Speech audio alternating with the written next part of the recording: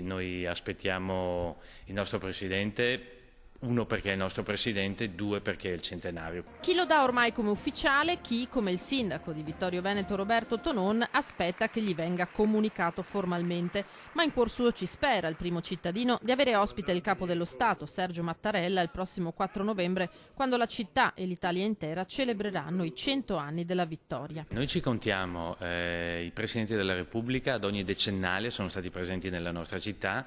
Noi fin dall'inizio del nostro mandato abbiamo invitato l'allora Presidente della Repubblica e abbiamo rinnovato ovviamente al Presidente Mattarella l'invito qui a Vittorio Veneto per la chiusura del centenario.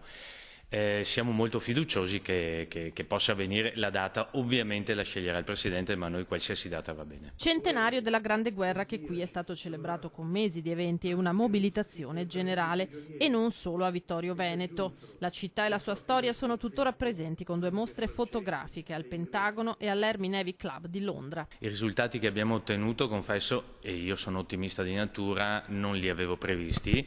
La mobilitazione soprattutto da parte della città è stata unanime, corale, basti vedere l'imbandieramento che è ancora presente nella nostra città e continuerà fino alla fine di queste commemorazioni del centenario. Ma quale messaggio si leverà il prossimo 4 novembre dalla città della Vittoria? Il sindaco Tonon non ha esitazioni. Direi quello che abbiamo messo in testa a tutte le commemorazioni del centenario quando scoppia la pace. È un augurio che facciamo a noi stessi e a tutto il mondo.